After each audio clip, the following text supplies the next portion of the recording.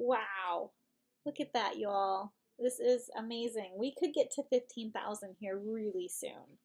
And if y'all keep donating and coming together, we can make this happen. So let me move my little graphics up here so we can keep this rolling. It's so exciting. Look at that.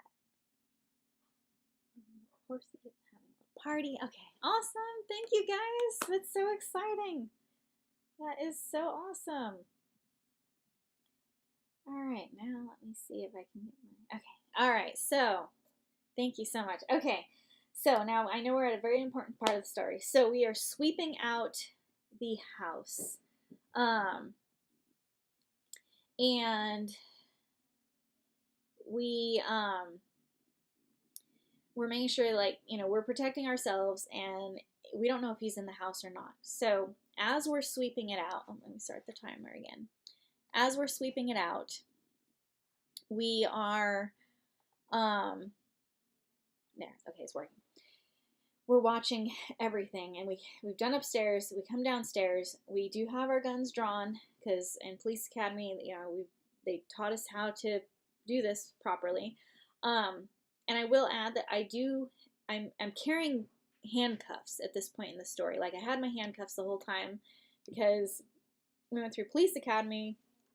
We were trained on how to use handcuffs and how to arrest people. And one thing they told me in a police academy, that when the first time you put your handcuffs on somebody and you have them contained, it's a feeling of relief because you know that they could have really hurt you and or somebody else. And so I have that in my mind as far as, like, having the handcuffs there. And I've been trained, like, they drilled us in police academy on how to handcuff somebody and what to do. And our handcuffing instructor was so intense on his training that he actually broke this lady who was my handcuffing partner. He broke her arm during training. It was very, very intense training. And so we were, they teach you certain moves that are very painful. And in one of those moves, it was a fracture. It wasn't actually, like, snapped in half or anything. It was just a fracture. But she still was broken. So in police academy, they did teach us how to hold somebody back and how to handcuff them properly where they're not going to hurt you. So as we're sweeping out the house, we're downstairs. We go into the laundry room. There's nobody there. And we come down into the garage apartment, and all of a sudden, we see the stable hand. And he instantly puts his hands up, and he's like, I'm done, I'm tired now. Of course, we are yelling, hands up, because you need to see somebody's hands. Like, if you're in a dangerous situation, their hands are what could kill you. Like, if they have a gun in their hand, they have a knife. So Jason and I are both have our guns drawn. We are yelling, hands up. And he's like, I'm tired, I'm cold, I'm done. Just turn me in.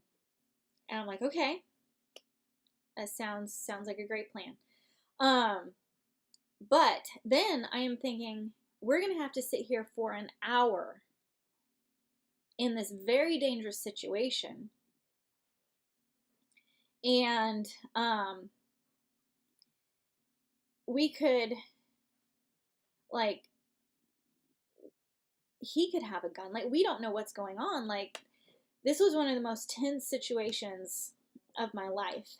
And so, we both have our guns out, and we're telling him, hands up. And I took a deep breath, and I'm like, guy, the stable hand guy, would you like a cigarette?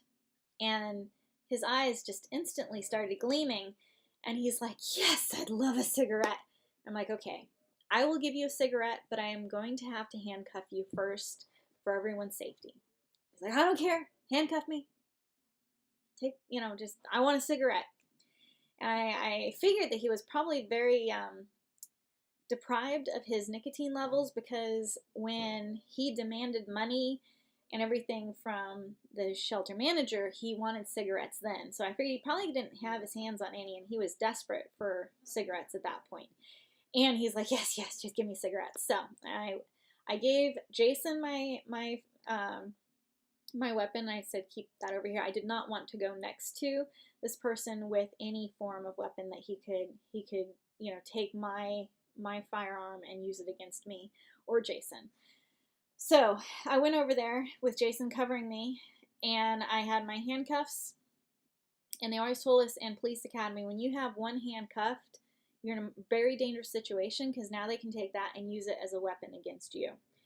So I got one handcuffed quickly, and then I went, so I'm like this. Anyway, so I get one cuffed, and I go to take his other hand to cuff his other hand, and then he starts resisting. And he's pulling away, and he's like, no, I want to be handcuffed in the front. And I'm like, no, this is not happening. And so I did one of the maneuvers I was taught in police academy, and he's like, stop, don't treat me like an animal. I'm like, I treat animals nice. Anyways, I pulled his arm around, handcuffed the other one, and when that other handcuff got down around his wrist, like, it was a huge, huge relief. Just like they told us in police academy, like, whew. So then I had him get up on his feet, took him into the kitchen, had Jason stay with him, and I called 911 at that point, since now we have him and we have him in custody. So I call him up, and they're like, 911, what's your emergency? And I'm like, I'm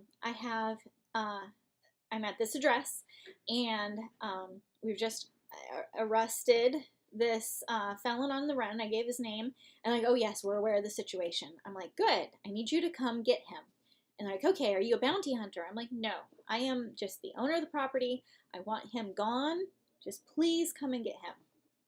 So I come back inside, and 911's on the call, and they're listening to what's happening, and pretty soon they end up getting off the phone call. They're like, just call us if you need anything else. It's very, very busy in California. There's a lot of craziness going on, so they can't stick around, apparently, law enforcement or things. So we still have to wait an hour for law enforcement to come to get this guy.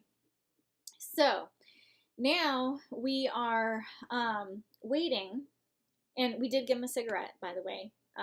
He actually had some pre-rolled cigarettes, and they're in the house, so we just put one of them in his mouth and lit it.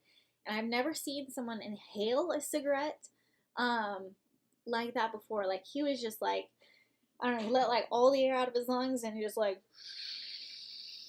he was just inhaling that thing, and it was gone before we knew it. And then he wanted another one, and he actually ended up smoking all the rolled cigarettes that he had previously rolled, and he wanted more. So to keep him happy, Jason was actually trying to roll up cigarettes for him.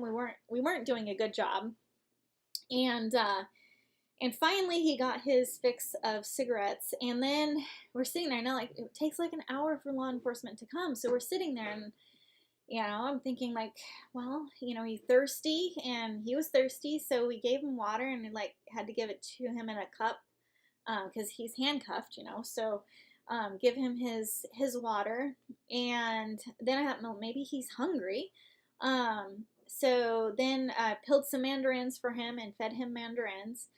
And about this time, he was getting more back to his more normal self. Like, he realized that we weren't actually trying to be mean to him at that point. And not that we were trying to be mean at any point. It's just there was a very tense moment when we had to make sure that he was in custody. And so then I was sitting there, and I was thinking, man, like, I had asked the stable hand prior to all of this stuff happening that what he wanted for Christmas, like what if he was to want something, what he would want. And he wanted our Under Armour socks, and and I had never heard of that brand before. I am so clueless when it comes to clothes brands. I mean, I'm just, it's not anything that interests me, I guess. So, I was like, oh, okay. So I went online and I found the type of socks that he described that he just loved. So, I had bought them, and it was almost like our Christmas party for our staff. And they're wrapped up under the tree that's like, in the living room, and he's in the dining room. And I'm like, and I'm like, all right. So I say the stable hand's name. I'm like, okay. So clearly you're not going to be here for staff Christmas party. And I got you something, and it's wrapped up over there. So I'm just going to go get it. And I went and got him this little box from under the tree. And I opened up his present for him, and now he's starting to cry. He's like, oh, you made a nice to me, but he can't wipe his eyes because he's handcuffed. So, fix him up. And so I open up the present I had for him, and it's these socks that he wanted and some cookies in there, and then he's just losing it. And I'm like, well, you can take the socks with you. And so then there was cookies in there, so we fed him cookies, and finally the police pulled up. And so I left Jason with him, and this is actually kind of funny. Like, there's all these people that tried to catch this guy, and we had the group of, they sent 5 or 6 guys out the first round, and thought that would be enough guys to get him and take him into custody. And then he evaded that, and then they sent the helicopter up. And so what he did when the helicopter was flying around is he went into one of the neighbors' yards and was sitting there watching the helicopter. Like, he knew how to get around law enforcement. But yeah, so he took off as soon as like the helicopter was there. He was in somebody's yard, acting like he was the owner of that property, watching the helicopter. So anyways, they had all those guys in the helicopter, and they were all trying to get him. And then the marshals came out, and they couldn't get him. So now they know he's handcuffed, and they've sent 2 officers. And these guys get out of the sheriff car, and they're just gloating. You can just see that they're the ones that are going to bring this guy in. And so I walk up to him or to them, and I'm like, okay, so he's in the house, he's handcuffed, and I would really like to have my handcuffs back. And their mouths dropped open, like they're just like, what? And they're like, wait, you arrested him? I'm like, yes, I arrested him with my husband, and he's in there with my handcuffs, and I want my handcuffs back. So they headed off into the house to get him. And I am just outside kind of like, whew, like this whole traumatic, scary thing has finally come to a close.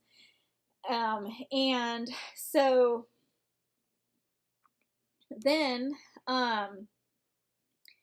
they're walking him out of the house, and I see this car driving into the shelter. So the shelter's closed on Saturdays.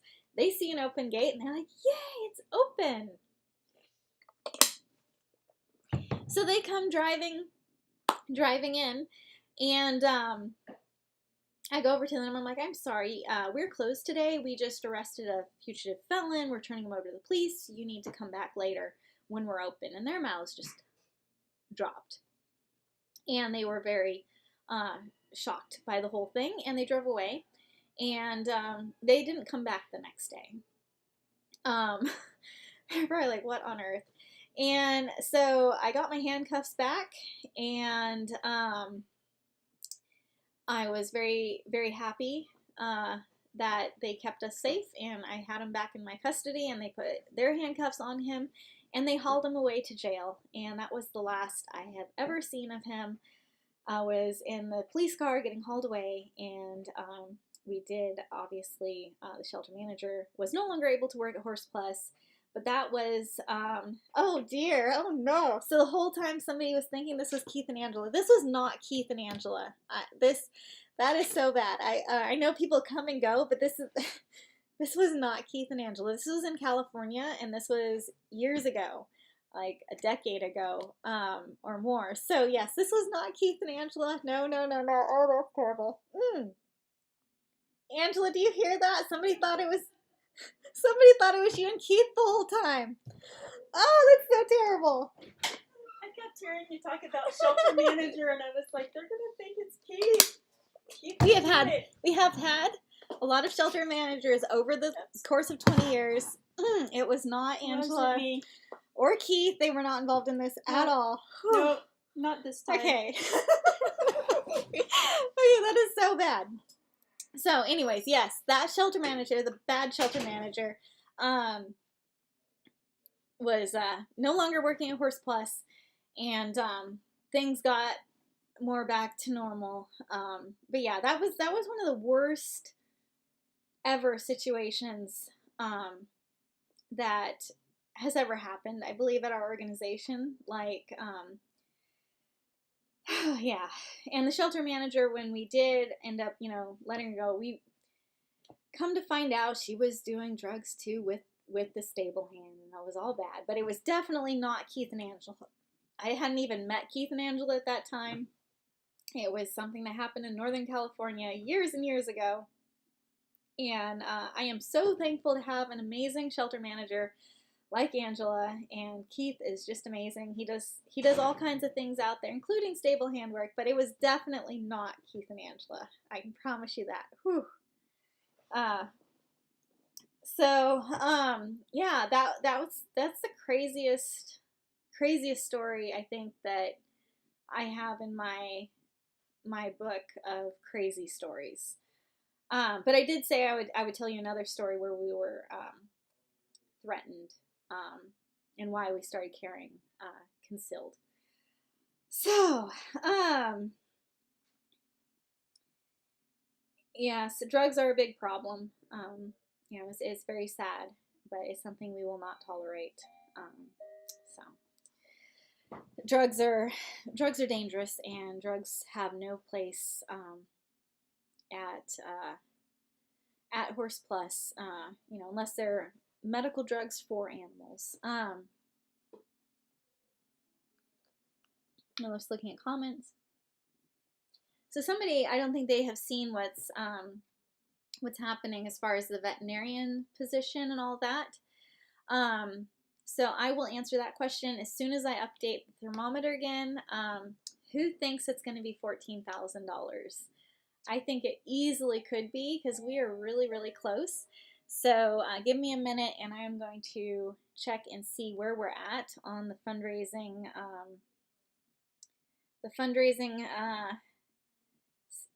Oh, come on. Levels here. Hold on. Okay. Go away. Okay.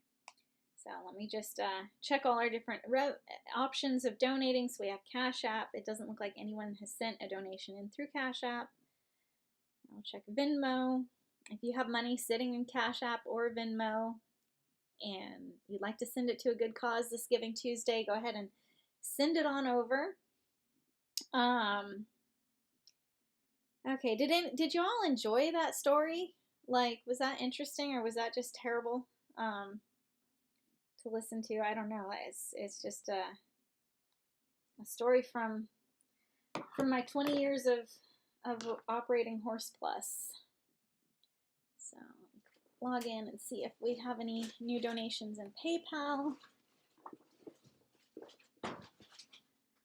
I tell you, sitting here this long has been a marathon. I don't like sitting and being in the office this long. This is a long time.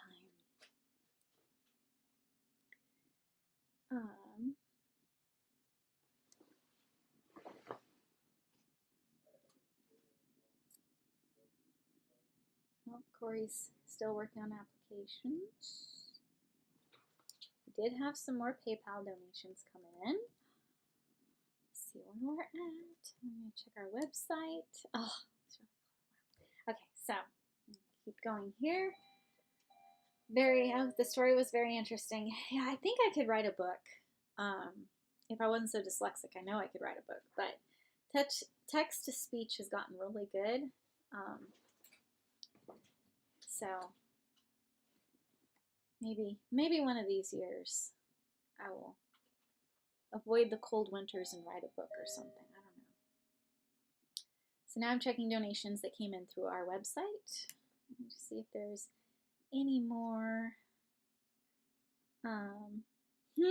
Somebody said, "Hey guys from Oroville, California on YouTube." Well, that story all happened right above Oroville, right next to a little town called Rackerby, in between Rackerby and Bangor. So, yeah, that was quite the situation.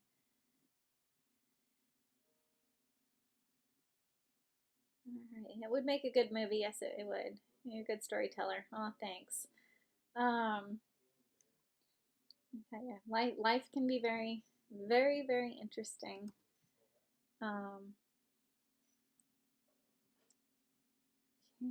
This is going to be an exciting update for you all when I update the thermometer, because I can see what's going on and I know you can't, but you will see soon. It's exciting. It's very, very exciting. So one thing, I'm getting this updated. Okay, let's see.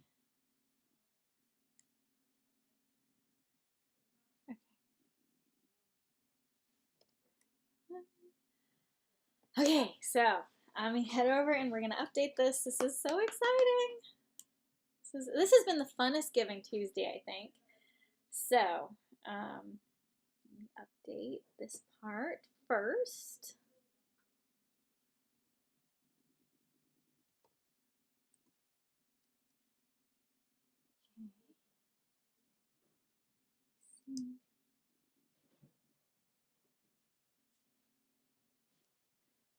Okay. All right, so I'm going to delete the numbers and then we'll put in the new numbers. Are you ready? Okay, so we were at 13,000. I had to delete 3, so now we are at $14,207.16. Oh, that's amazing, you all. Y'all are amazing. Thank you so much. Look at that. We are so close to $15,000. And we're pretty close to $20,000 too, if you look at the graph. So, wow. I think we might pull off hitting the big 2. That would be so exciting. So, we'll see what happens. Super, super exciting there. Wow. Great job, everyone. Y'all are amazing. Okay, so in 15 minutes, we will update the thermometer again. I'll start my timer. There's actually a little timer right there that is usually hidden because I want to point out that last Giving Tuesday we hit, it was right almost $70,000 in 24 hours on Giving Tuesday, and it was 989 people donating on Giving Tuesday, and it was 50 states across the United States, and then 14 countries all came together to donate. And I do believe that Christy is going to have our how many people in different states and how many people have donated and how many countries here pretty soon. So I'm just checking on Facebook to make sure that we're still live on there. It says we are. It says I was live, so what's going on? Let me reopen Facebook.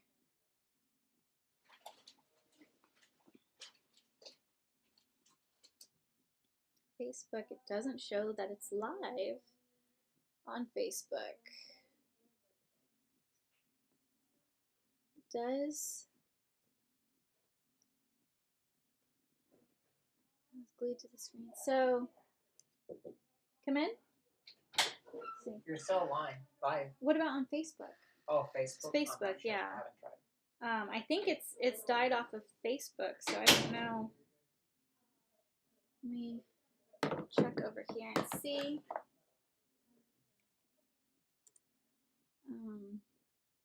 Facebook was saying it was live the whole time, but now it doesn't say that it's live. So what's going on with Facebook?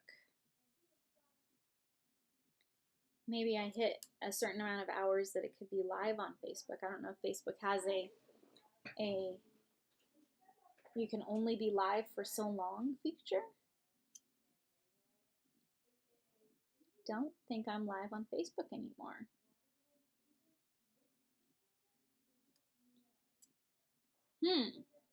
Well, while John is catching that, I am going to post. Let me see. Give me a little bit of legwork. Come on in. There is a limit to how long you can have in Facebook. It's 8 hours. So we were 8 hours on Facebook, and Facebook is like, you're done. Well, I just realized that when Jason set this up, the title for the live video was not Giving Tuesday. So I'm trying to put that in there right now. Let me see. And then I might be able to get it going.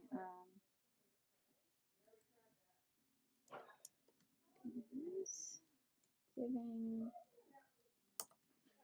Tuesday.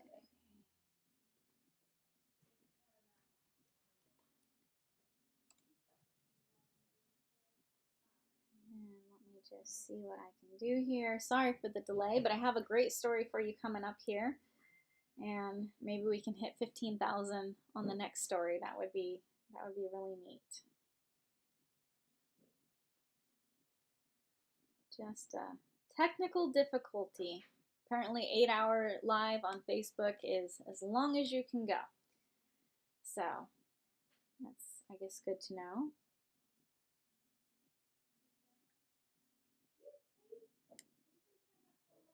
Sounds like there is a stray dog being surrendered in our front office right now.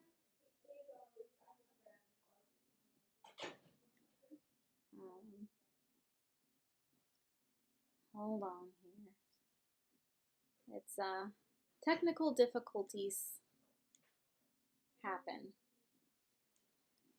but we're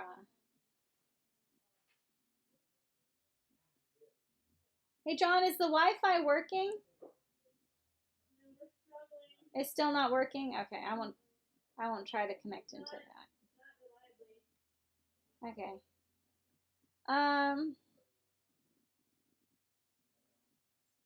Sorry y'all. Just hang in there with me. The next story I have to tell is a very exciting story as well.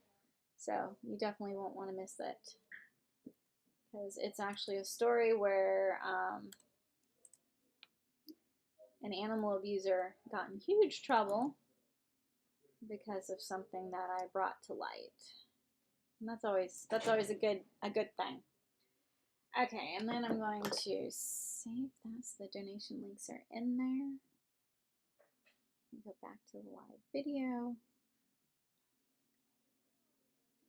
Okay. All right. So for whatever reason, I thought Jason put donation links in the description of this video, but it wasn't. So I fixed that, and then I'm going to post the video on Facebook so people can continue watching.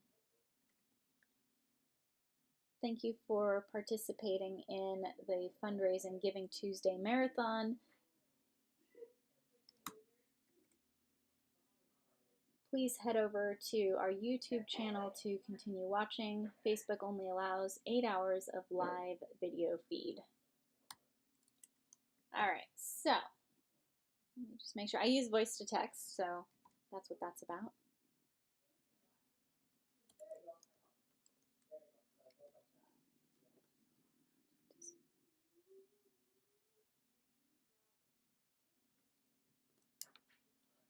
And then I'm actually listening to it through my headphones.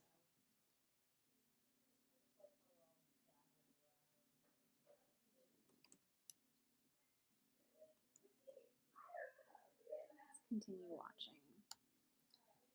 Okay, so if you are on Facebook, hopefully you can come over and keep joining us on YouTube, because you can apparently stream longer than 8 hours on YouTube. So it looks like we are rolling now. Okay, maybe more people will join us now that they can't watch on Facebook.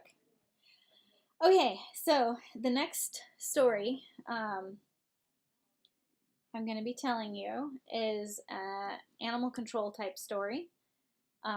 But what happened, primarily because of something I did, has animal control changed their policy, and they are made all their officers wear bulletproof vests to this day because of the story that I'm going to tell you about. So, we got 7 minutes till our next update, so we should be good. So, all right, so animal control got called out, and if Oroville resident is still watching on YouTube, this would be in Palermo. So animal control got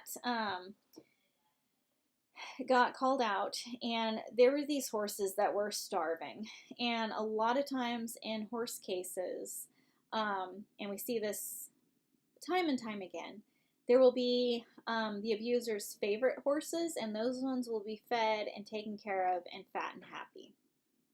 And then there'll be the horses he doesn't care about, or he's trying to control and manipulate or overpower, however way, and depriving food from those animals while they get to sit and watch their favorite horses eat. So that's what was happening in this case, and usually law enforcement won't seize horses unless they get a court order. They're seizing everything. They can't seize the fat, healthy-looking horses. So animal abusers will get away a lot with having their fat, healthy-looking animals, and then law enforcement will come in and take the skinny ones, and they're allowed to keep the fat ones. So that's basically what was happening. But they had a warrant to seize the skinny animals, or animals that were in danger. And so when they went there was all these skinny horses in really rough shape. But one of his favorite horses, who was this chestnut-colored mare, she was a breeding stock paint, so she did have a little white splotch on her belly on one side, but from the other side, she just looked like a sorrel horse. And so from the seizure, when they were there seizing the animals, that chestnut mare had gotten out, and she was on the train tracks. And she was loose when they arrived, as from what I was told. I was not on this seizure case. So they took her too, because she was in danger and she was at large, she was loose. So they took them all back to a vet office I worked at the time. And somebody did ask me earlier if I've had any other jobs besides rescuing horses, and I've done like healthcare worker for elderly people, and then I've worked at a vet office, but primarily this has been my job. And then also stonemasonry. I can lay rock work pretty well. Did that for a lot of my life before I got married. So there's a dentist's office in town, and if you go in, like, there's this beautiful entryway and the rock, and it's gorgeous. Well, I did one side and Jason did the other side, so it's pretty cool. But I have done other things besides rescuing, but the last 20 years rescuing has been my focus. And I was working part-time at the vet office during this time, along with running Horse Plus. So hopefully that explains a little bit as far as work history goes. But this poor horse is on the train tracks, and animal control is there, and they're like, we are seizing all these skinny horses, and we're taking that one too because she's at large. So they loaded them all up in the trailer.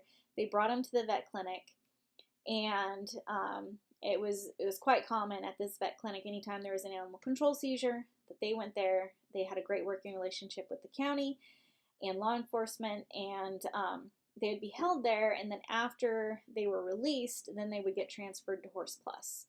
And so anytime there were seizure cases, the priority was to intake them, document anything that we see wrong with them, and go from there. So I was part of these processes of assisting the vet on these intake cases for law enforcement. So upon intake, we realized that the chestnut mare was very pregnant, and she was gonna have a baby very soon. So she went into a stall, and the other horses went into their other pens where they would get rehabbed and such. So the somebody's been watching over on Facebook. Yes, come on over and watch over here. We're gonna keep this going. I don't know. Giving Tuesday ends at midnight. I would love it if I wasn't here till midnight, but if we keep these donations coming in, it's important because it's helping animals. So the vet had the pregnant mare in the stall, and we found out that the owner who had the horses was very disgruntled that one of his favorite horses was taken. He didn't really seem to care about the other horses. He was just very upset that one of his prized horses was taken. But she was safe at the vet office and going to have her baby at the vet, and that's excellent for her. And she wasn't loose on the railroad tracks or anything. I mean, their fencing wasn't great. So when she had the baby, and this baby was one of the cutest baby horses, I think even to this day, cutest little baby horse I'd ever seen. Like, she was such a flashy paint. She looked like a fancy little, if you can imagine a little paint pony from the 1800s out in the wild range, like that's her. She was amazing. And she was just the cutest little thing. And, hold on, somebody donated on YouTube. Thank you so much. I'm just putting you down here in your, she was born during the whole court cases and everything, and, okay, I'm going to keep telling you, we're supposed to update here in just a minute, but I'll keep talking for a minute. It's like 30 seconds we're supposed to update, but we'll get there. So, ultimately, the court was able to terminate ownership of that group of horses, so the owner couldn't have them anymore. He was charged with animal neglect, and he was ordered that he couldn't have any horses or be around horses. I think it was couldn't be 300 feet from a horse or something. Like, he had a pretty stiff role that he had abused and neglected horses, and law enforcement stepped in, and he was in trouble and thought the case was closed and everything's good, and the horses were transferred to Horse Plus, and we were going to adopt them out, and all was good until this situation happened. So the timer has stopped. I've got to update the thermometer. Let's see where we're at on donations, and then I'll tell you what happened after the horses were surrendered to us at our facility, and then this incident happened, or this situation happened where it was not a very good situation. So hold on, and we will get there as soon as I get this uploaded. I'm going to hop off here for just a second, but I will be right back with the new number, and we'll see where we're at. So hang in there.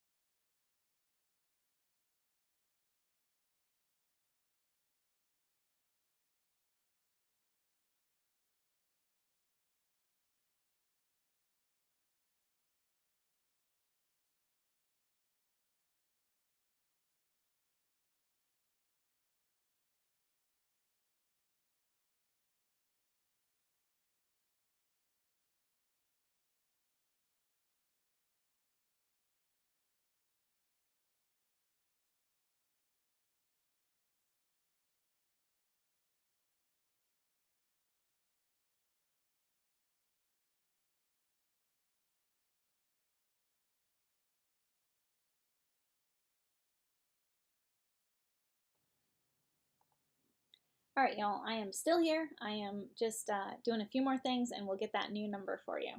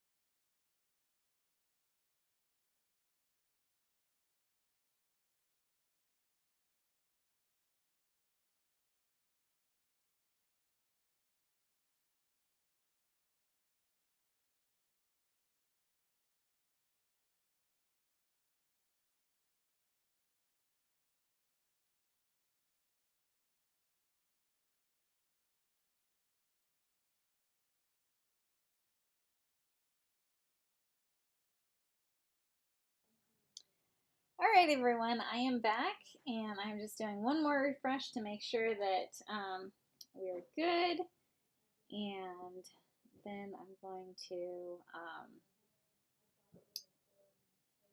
update the thermometer, which we're all dying to see. We had another donation come in through Venmo, which that's exciting. Had a total of $274.08 donated through Venmo today. Right, and then Cash App, let's see how much money's coming through Cash App. $63 through Cash App. All right, so I'm going to head over where we can change this. And I'm going to delete it. It should reflect here shortly. Okay, there. All right. So we are still at $14,612.34. So we are really, really close. It's not updating. Just says $14 raised so far. It will update shortly. Come on, get up there. The internet is still causing us problems. We're doing everything we can. I'm gonna put my phone in the window. Maybe it will update. Oh, there it goes. It's getting better juice. Okay, yay! So that is where we currently are at, and so we are really, really close to 15,000. That is a huge amount of money to do a huge amount of good. Okay, so back to the story. And then I did tell somebody I was going to talk about our vet situation. So if somebody can remind me in the comments when I'm done with this story. Oh, we got $5 from Icy. Thank you. Thank you so much. We'll get that in the next upload there. Okay, so why is it lagging behind? That's on YouTube. Okay, so with the story of the horses were seized and the one horse had a baby and all is good. Owner's charged with animal abuse and he's on probation. He can't be around horses. And the horses are turned over to us. Now, one of the horses we have here at the shelter, this was like 2010, 11, I think. One of the horses is still at the shelter here from this story. So he is a resident here. He was adopted out and then ended up coming back to us. And his adopter sponsors him to stay with us. So his name is Gray. So if you ever see Gray in any of our episodes, this was Gray's previous owner who did these shenanigans. So it's, a normal day at the shelter. I'm out there taking care of the animals and the horses, and somebody asked what my favorite horse is. I really love Arabian horses, but I grew up with Arabian horses. But I love miniature horses, Mustangs, quarter horses, paints. I don't know. I love horses. So, and then who is your favorite horse? We've already discussed that earlier. And, we can do that again later if I run out of stories. But we got to finish this story. So, the animal control had seized these horses, turned them over to us after the court case. All is good. So I'm at the shelter. Everything's, just normal shelter day. And this car pulls up, and it's this guy and this lady. And people are supposed to make appointments. So I'm like, okay, well, and you have to have an application in if you want to adopt. And so I'm like, okay, well, I'll see what's going on. And I met them. Now, I had never seen, because I wasn't part of the animal control seizure, I didn't know what their previous owner looked like. And so, it was just a guy and a lady, and they got out of the vehicle and said that they wanted to buy some horses. I'm like, well, we don't sell horses here. We have them for adoption. There's an adoption application process, and told them about that, and they're like, yeah. And so first they said they wanted some riding horses. And I'm like, okay, that's a reasonable thing. When somebody comes, they want a riding horse. Oh, we just got $50 from Sweden. Thank you so much. That's amazing. And that's on YouTube, which I guess I'm only on YouTube now. So since Facebook said over 8 hours, you're done.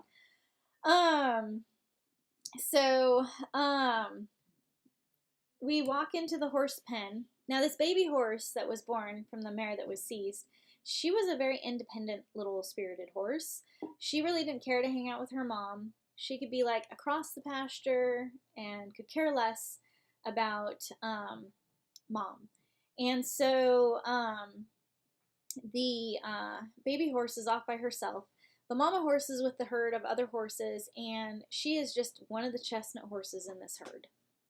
And as soon as we walk in the pen, the guy is like, oh, I would really, really like to see that baby horse. I think I want that baby horse. It's so cute.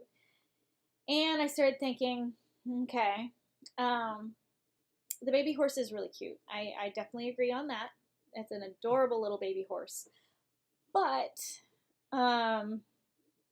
they said they wanted a riding horse.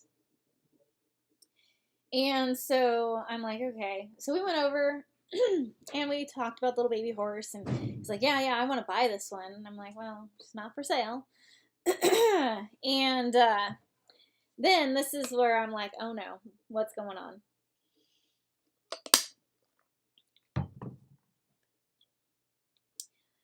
We're standing next to the baby horse.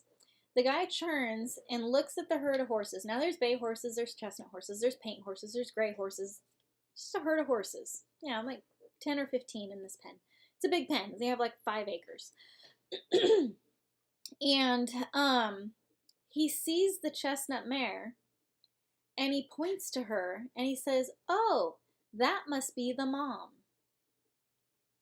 I'm like, immediately thinking, this is their previous owner. So I have learned over the years that your phone recording is your witness, and you record anything suspicious on your phone. So I immediately switched my phone over to record. He didn't know I was recording, but I'm on my property, I'm recording, and it's for my safety. I mean, I don't know what he's gonna do, and also recording what he's trying to do, because now I know that I knew he was on probation, and he couldn't be around horses, and now he is here in front of me trying to buy his horses. And so he walks over to the mom, and he's like, oh yeah, no, she's great, and he's like, I'll buy them right now, and he offers me cash for these horses, and I'm like, nope, these horses are actually in adoption pending status. Adoption pending status, what does that mean? So at that instant, I put them into adoption pending status for myself, because I really did love that little baby horse, and I decided at that moment I was the one very interested in adopting them. And he's like, so I can't have them? I'm like, nope. And he's like, but I have cash for them. I'm like, nope, can't do that at all. Let's see, Christy just walked in here. Is this? The total that's donated. The total amount of people. Total amount of Okay, people. so Christy just came in here with an update. We have had 266 people donate today. Last year we had 989 people. Yes. So for all you out there who donated last Giving Tuesday, now's a great time to jump in. But thank you so much to the 266 people that donated so far. That's amazing. I think Christy's probably going to be working on getting maybe states and countries, maybe. How many states, how many countries? If the internet holds up for her. Yeah, I updated like 2 hours ago, but see if you can just bring it to me like that. So it's kind of like so it's like this. It's not up. I'm not able to go check all the places. Oh, okay. Yeah, so I just needed something like this where the amount of supporters, states, and countries. Okay. Yeah, that would be very helpful. So we had a great update from Christy, and really thankful to the 266 people who donated so far. You all are amazing. And I did say that at 5 o'clock we would say how many people sent stars in through Facebook, and we have solar flares. That's why we have internet issues, I guess. Or, yeah, Wi-Fi issues. Yes. Well, I'm glad it's going, so we were able to get this done. So Christy may or may not be able to get the numbers of how many people in states and countries, but we're doing the best we can. But thankfully, the internet has stayed strong on this. So back to the story. The guy is trying to buy these two horses from me. I'm like, nope, not happening. And so he's getting pushy with me now, and so I start he's starting to ask me weird questions to try to make me feel like uncomfortable or off, or he's like, oh, I hear you send horses to slaughter. I'm like, no, we don't do that. That's ridiculous. So I start asking him weird questions, and how many horses do you have? Where are you from? Where do you live? And I walk over where Jason is, and then one of our now board of directors, and he started getting uncomfortable, and then they both are like, well, we need to leave now. And as they're walking away, I followed him. I'm like, and what did you say your name was? And tried to shake his hand. It was nice to meet you, and they were out of there. So what do I do the next morning? I have him on videotape breaking his probation, trying to buy his animals back that he lost in the court case because of animal abuse. He never said anything about Gray or any of the other horses that came from that court case. He wanted his prized horse that got seized because she was loose on the train tracks, even though he starved the other ones and to death. Well, maybe not totally to death, but almost to death. And so Well, I was just thinking about Christy saying there were solar flares. Maybe that's why people weren't able to all donate today. Maybe they're having internet issues too. Maybe. I don't know. Anyway, so back to the story. So I take my videotape, recorded off my phone, to the county offices and turn it over the evidence of him breaking his probation. Don't think anything of it. Head about my very merry way.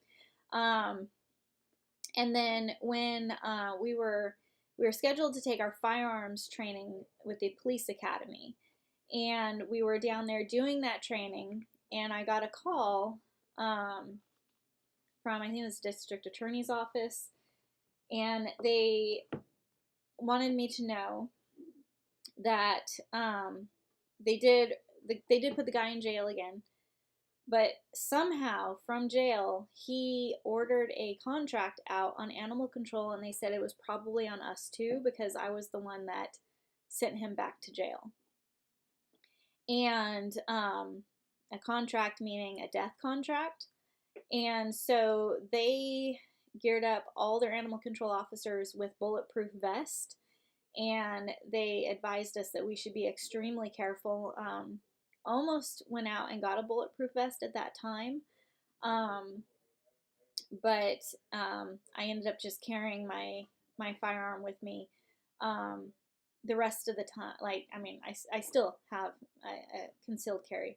In Tennessee, it could be concealed or open carry, either one.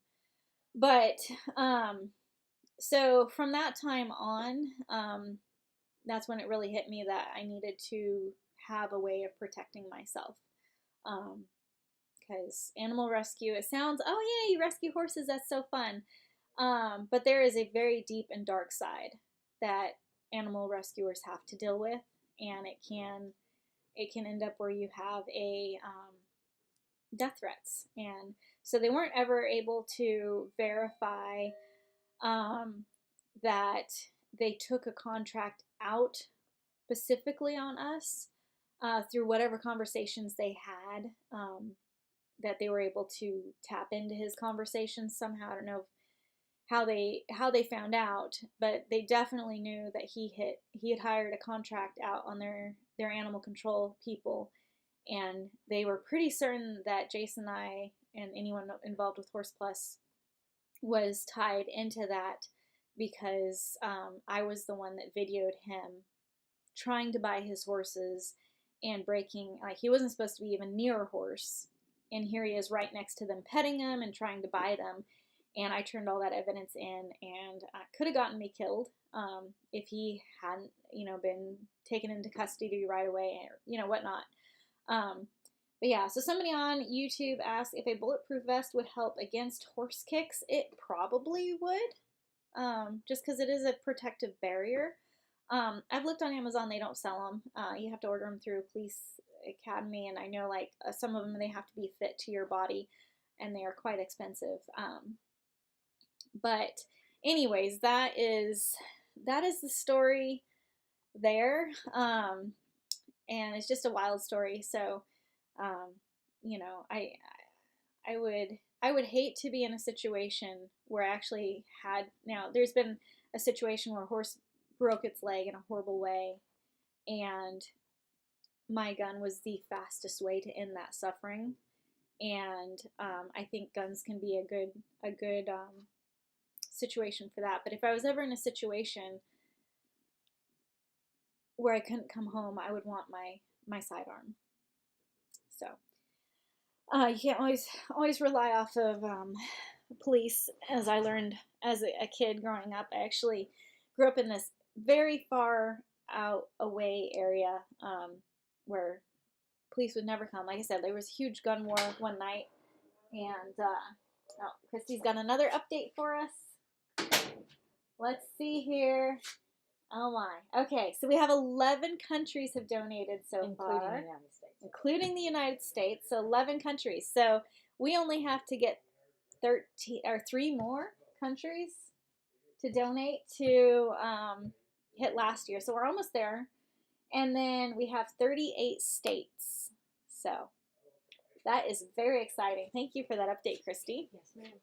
Maybe message it to me if you get any more, like when you're kind of shutting down, like 6:30, like kind of retally things if the internet works. Okay, so where was I?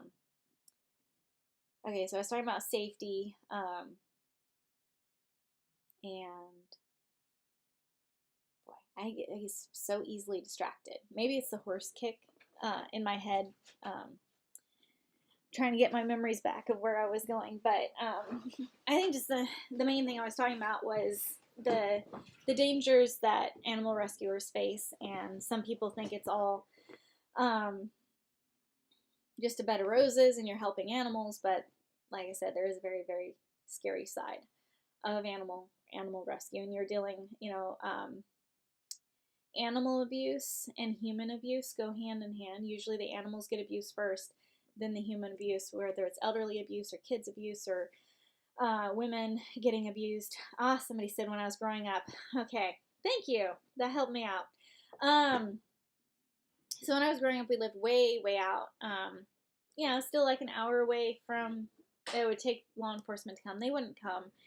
And we lived on a 2.5 acre piece of property. It seemed huge to me when I was, 4. But lived there until I was about 12, and then thankfully we moved 2.5 hours higher up into the mountains, and it was a wonderful place to grow up. All cattle ranchers and horses and mountains, and just a really good place. And so I'm very, very thankful I grew up there. But I think one of the reasons my parents moved there is there was so much drugs in the community and people growing all types of stuff in the woods, and it was very dangerous. And my brother, one time, because we had 2.5 acres and we bordered like 1,000 acres, and there was trails out there. It was kind of like anyone could go hiking out there or anything. It wasn't property that like the owner didn't want people on. It was just kind of open that you could hike there, and a lot of people would walk through occasionally. But my brother was riding his horse out there, and this was the Black Stallion's daughter. So the Black Stallion in the movie, this was his actual daughter, and her name was Franny. And my brother was riding her out in the woods, and these guys jumped up with guns and started shooting around him, and he took off. Well, what happened is he got too close to their marijuana grow, and hopefully they were just shooting in the air to scare him off, but thankfully the horse and him made it back safely. But we learned that those woods were very, very dangerous to be out at, and I heard twice from my backyard people yelling, no, no, don't shoot me, and a gun go off, and nothing, and the police wouldn't come because it was too far away, and it was a dangerous place. So I'm very, very thankful we moved far up into the mountains where it was ranchers and just a very good place. But yeah, I've had a bit of a wild childhood between all my animals and the craziness I grew up with the people around me and stuff. But I'm very thankful I got to move to Indian Valley, Greenville, Taylorsville. It's all these little towns in this valley, and it's beautiful. But sadly, a fire did come through and wipe out the whole little town of Greenville, and it's really, really sad that happened, because it's a little treasure up there. So I think it's time to do another update and see where we're at. I have my phone in the window over there. Let's see what we got going on.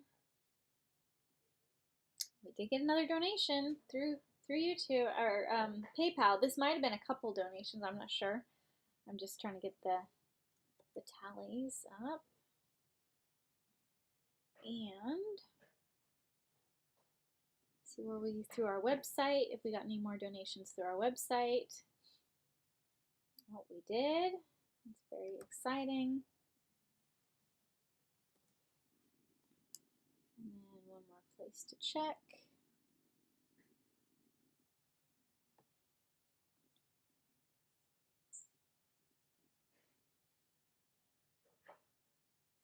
still the same there. So, all right, y'all, are you ready? Let's see. This is gonna be an exciting update. Okay, let me do this one first. Oh, we just got $10 through Cash App. Thank you so much. I'm gonna add this in here real quick. $73 on Cash App. Okay. So, all right. And if you want to comment on YouTube, how much do you think we're at right now while I'm getting this this done? Let's see. Okay, so that is the question, is how much do you think we're at now? So let me see if there's anyone who's given any answers. What time does this end? Well, Giving Tuesday ends at midnight. So got some guesses coming in here. All right, I'm going to hop over here, and we are going to update this thermometer.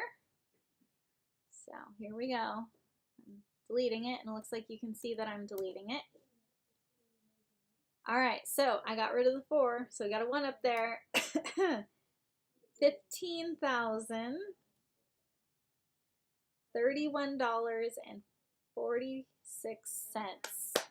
Yay! We hit it. That's so awesome. We hit $15,000. That is so amazing, you guys. You know, obviously last year we did really, really, really good. But we are doing amazing this year as well. Like, this is so, so awesome. And I know it doesn't stack up to last year, but there's a lot of things financially, fundraising wise, that doesn't stack up to last year. But 15,000, I'm pretty sure we could get to 20,000 if we tried and we shared. Especially now that I know that we haven't had as many people donate this year on Giving Tuesday as last year. So I think we can make this happen. So we are just right up there, close to that 20,000. That is so exciting. We're definitely getting close, and I think we can do this if we continue to work together and make it happen. All right, so yay! Yes, I love the little party things on the chat there. I'm gonna send some myself. All right, awesome. So, another. Do you all want to hear another story? Do you want? Oh, I know. I was going to talk about the vets. So somebody asked if Dr. Lydia was going to be our full-time veterinarian. So Dr. Lydia has been an amazing veterinarian over the course of time. So ever since we've come back to Tennessee, like, we were able to work with her on. Oh, we got $5 through YouTube. Thank you.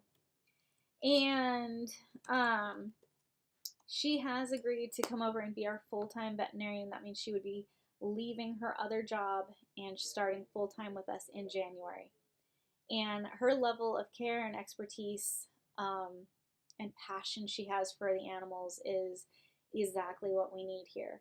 You know, it's not, every animal needs to be treated as an individual, and it's not like, oh, we got this many horses, we're just gonna make this decision on half of them. Or, like, that's not, like,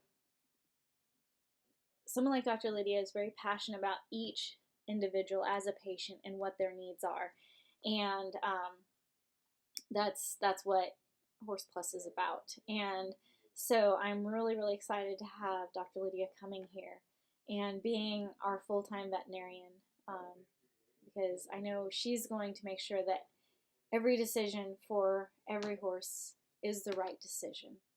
And I know some of you all have really missed the Horse Plus Vets TV show that we had going on. We actually get to see some unedited, unaltered surgeries and whatnot. Well, that will be coming back now that we'll have you know, awesome veterinarians on site doing what they can to help us. So does that start January 1st? So middle of January is the goal. Dr. Lydia has been very swamped with work, and She's going to take a little bit of time off with her family and just take some time as a family, and then she'll be joining us full time. And then we also have Dr. Gina, who will be joining us, and Dr. Gina is an awesome veterinarian, and it was really neat during the working interviews and the veterinarians that came out here to help during some of our really large intakes. Dr. Gina was one of them, and it was neat seeing her work with Dr. Lydia, and I think together they're going to be amazing. And one really nice thing about having two veterinarians is one will be able to focus on the horses, and they'll both be able to work back and forth, but also, treatment, diagnostics, lameness exams, all these things that weren't being done to the expectations I had before. So now with two veterinarians, we'll be making sure that these horses and animals are getting that level of care that I expect they'll have. So, it's figuring out what they need as individuals, and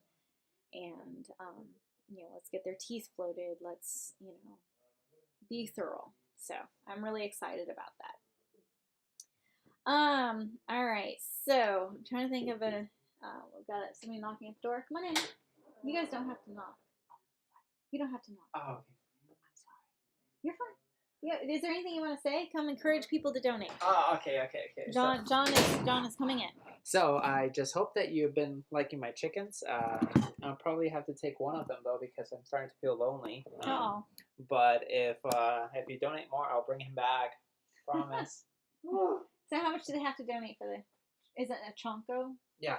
Chonko to come back. Yeah. Let's see. Oh, we're at $15,000. Yeah, That's isn't that awesome. amazing? Yeah, that is amazing. Okay. Yeah. Okay. Let's see. Another $1,000. Another $1,000 in Chonko, and John will come back. Yeah. All right. You heard it from John. He will be back. They say hi. Hi. Hi and bye. I think John thoroughly believes in chicken therapy. So, all right. So, maybe I'll tell you about a horse we rescued 20 years ago. And, but before I tell her story, one thing I think is really, really neat, you believe in horse therapy, yes, is the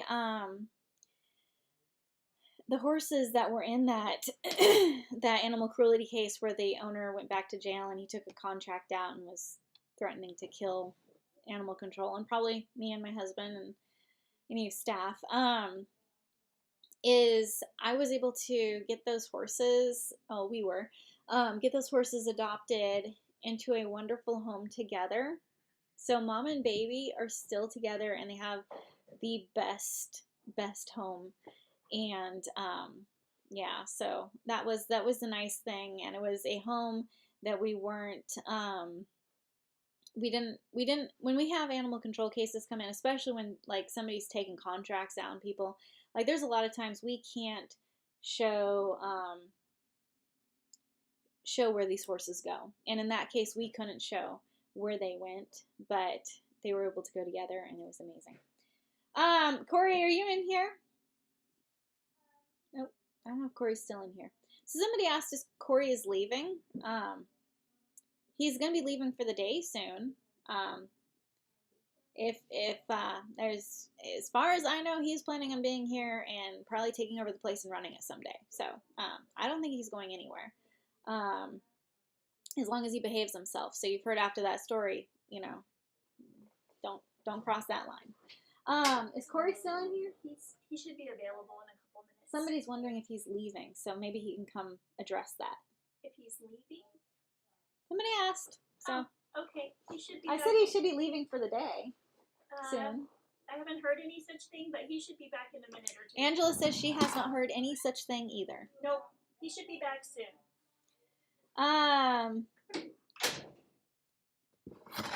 Let's see. Corey Corey is not going to keep all the donkeys and mules. We get way too many donkeys and mules here. Can't keep them all. Okay, so What story? Question mark. Corey's scarf is done. It sounds like Corey's getting a Christmas present. Okay, I don't know if Corey has the keychain with him that somebody made, but he might. We'll see if he comes in here. He can explain such things. Yes, so the story with the baby horse. Oh, maybe this is Corey. Corey. Hey. Somebody wants to know if you're leaving. Am I leaving? That's what they asked. Is Corey leaving? No, I am not leaving. I'm sure if I tried to leave, Tawny and Jason would hunt me down and drag me back. I also said that, I told them the story where we actually had to arrest somebody. And I said, there's a line you can't cross. But as far as I know, you weren't planning on leaving, other than maybe leaving for the day. No, I don't think so. I'm staying here. I am taking it easy right now. I did hurt my knee, but I am not going anywhere. I'm going to be here until they retire me. So what's happened on your day? I know there's a lot going on. So on my day, I started off in the training barn. We had the fair here this morning. I was helping with that, and I tried to work a couple horses, but my knee was just bothering me too much. So I came in and actually started making phone calls. I got to call some references for adoptions, and so we have a big adoption appointment coming up. We do. We have a big adoption week. Homes for the holidays. We have like 15 appointments so far. Nice. Yeah, so we've got a lot of people coming. We've got 43 animals that need homes. So keep doing those adoption applications. Yep, I'm gonna keep working on it. Well, he's on light duty, so. Yep, absolutely. Well, it's day to day, I guess. Day to day. Okay. All right. I'll follow what the doctor says. See y'all later. Alrighty. So you heard it from Corey. Corey, there was one other thing. Somebody says they made you a keychain. You have your keychain. Was that Beth? I think so. Oh. Yep. Beth has made me several keychains. There you go. That's the keychain you're asking about. I have a handful of them, but they're at my desk. All right, awesome. Thank you for that, Corey. Yeah. See y'all later. So somebody missed the story that where I talked about arresting somebody, and you're just gonna have to go back and watch that. That was a quite the story, and I think it took like 2 hours to tell. Every time I tell it, like Jason's like, you got to shorten it up somehow. But it's a very long and complex story. So, anyways, with the baby horse rescued 20 years ago was the story I was going to try to talk about. So, how far back? I think around 1 o'clock is when I started telling that story, maybe? I don't know. I think we hit $10,000. Yeah, we hit $10,000. So, after this ends, go back to where we just hit $10,000, and that's when I tell that story. So 20 years ago, went to an auction, and there was this little baby horse, and she was in a pen with steers that had horns, and she was just a few months old, and she just broke my heart. Like, seeing a little baby horse and in such rough condition in a pen where she could get gored, and it was just so sad. And then she had like all these, it was like some type of, like, I don't know, the vet thought maybe like some type of chemical had poured on her or something, and they weren't exactly sure what happened, but her skin was all messed up, and she's just a little baby, and found out that there was basically a backyard breeding dispersal of horses from some ranch or something, and they just loaded up 30 horses, and she got separated from her mom and taken to auction, and they sold her separately, and I think she was probably like $100 when I purchased her, and she had a hernia, and she was such a sweet little baby horse, and one of the first ones I think that we rescued the first year or the second year, but really just drove home how many sad, innocent little lives are just tossed away and nobody cares about them, and how desperately they need rescuers to stand up and be like, yes, we will help you. And so she did good. She grew up into a beautiful horse, and we're, just that's what it's all about. But I do think I think of another story. This is like the story. I don't know what else to do other than tell you stories, and please donate. It's Giving Tuesday. It would be so amazing if we could hit $20,000. I think we so could. But we'll just have to see here. So, I'm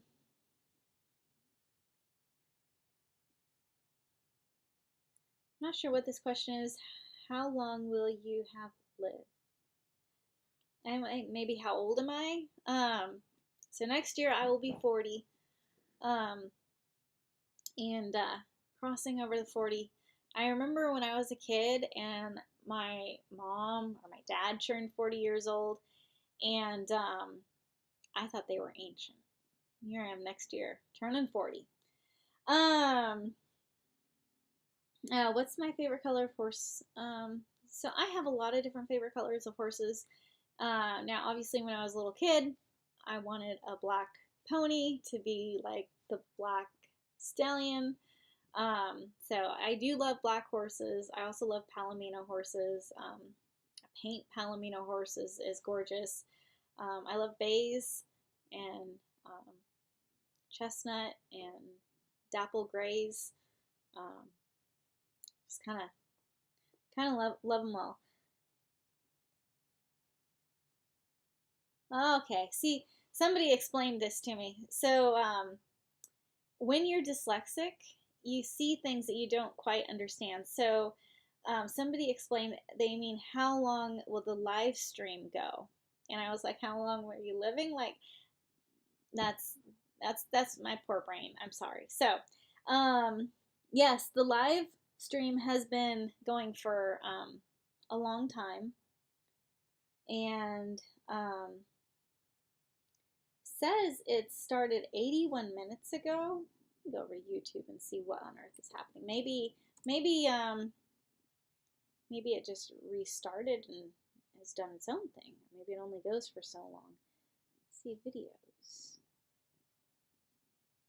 It's Giving Tuesday. Where are these videos? Interesting. Okay, so that's why I remember a little while ago I was like, why doesn't this say Giving Tuesday, and where's the donation links? Well, apparently it went for 5 hours and then it restarted, and then it's done an hour and 12 minutes, an hour and 13 minutes, and now it's live again. So yeah, I don't know. It's doing weird things, but I think it's working. We are raising money to help horses, so maybe this isn't the best streaming software, or maybe there should be a goal of streaming for 4 hours and getting off and then starting it again. I don't know. So, I would really love to hop off when this hits 70,000, but I don't think that's realistic. And probably hopping off here at 6:30. That'll be the end of the work week. So that's probably when I'm going to hop off here. Oh, we just got $50. Thank you so much. I am telling you, I'm working my tail off here on this this Giving Tuesday, telling all kinds of stories. And if you have any suggestions on how we might be able to get more donations, please let us know. So 7:30 Eastern Standard Time. Yes, that should be what it is. And then after that, I'll go home. I will send out an email letting everyone know where we're at on Giving Tuesday, and hoping that they might give again or give the first time. And then some folks are wondering how Glimmer's doing, how Fiesta's doing. They're all doing good. Fiesta has a long road of recovery in front of her.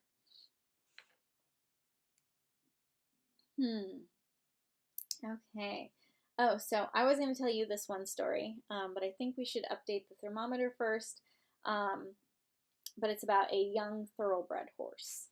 So let me just see where we're at here on our fundraising.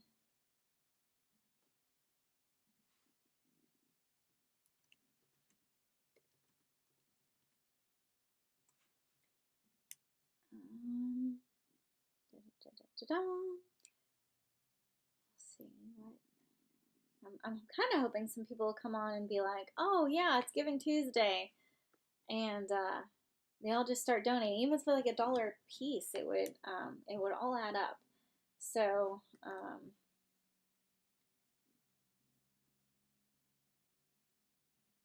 let's see. Get this added in. We did have some more donations. It looked like came through PayPal, which is great.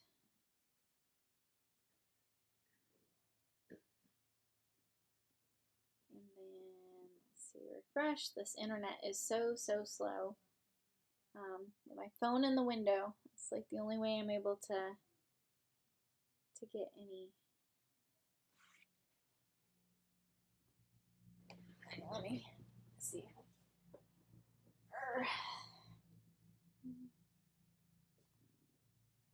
Well, we did get Cash App. We've got. Okay, there we go.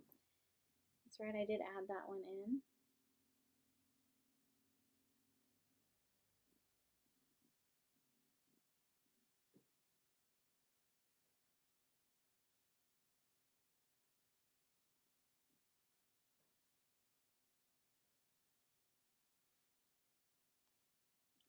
Just bear with me here. I'm just trying to catch up on some.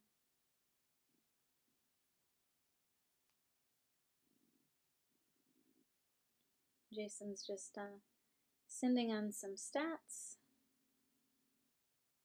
So he told me that there's more money in Venmo, and I'm not seeing it. So,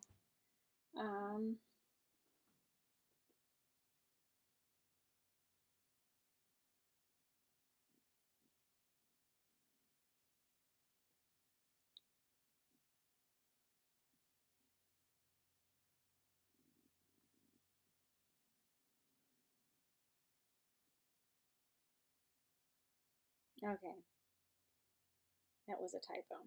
All right, we're getting on the same page. It's just taking a little bit.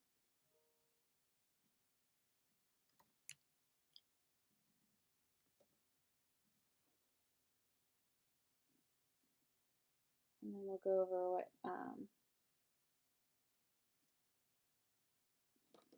what Jason sent me as updates as soon as we check all our donation platforms, and then we'll be on to another story.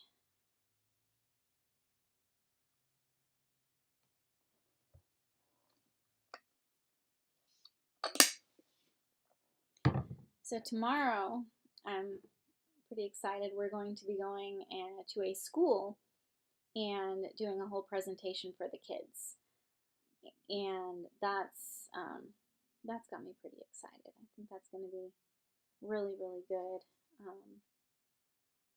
to do, and anytime we can help teach kids and educate them about animals and all these things, it can create a better world in the long run. So excited about that. Okay, do another one of this. It should give us a total.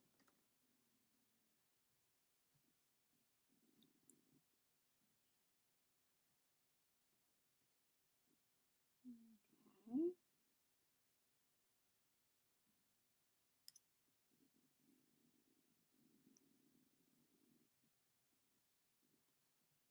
Okay, real quick here, we should have that total, and then I can update the thermometer and see where we're at.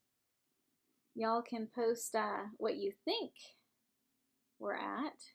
That would be kind of fun. See where everyone thinks we should be fundraising wise.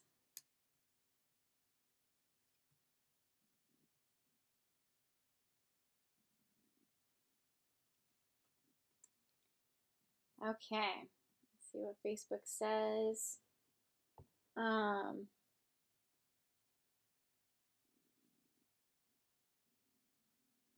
So it looks like Jason's asking in here how much was raised from the live chat. And I'll get to your question later here, Jason. So I'm going to update the thermometer, and then we'll get to Jason's updates and Jason's questions, because it does look like he is on here chatting now, which is great. He really needs to get on there and tell you some dad jokes, because apparently that's what brings in donations. So, all right, let's get this updated.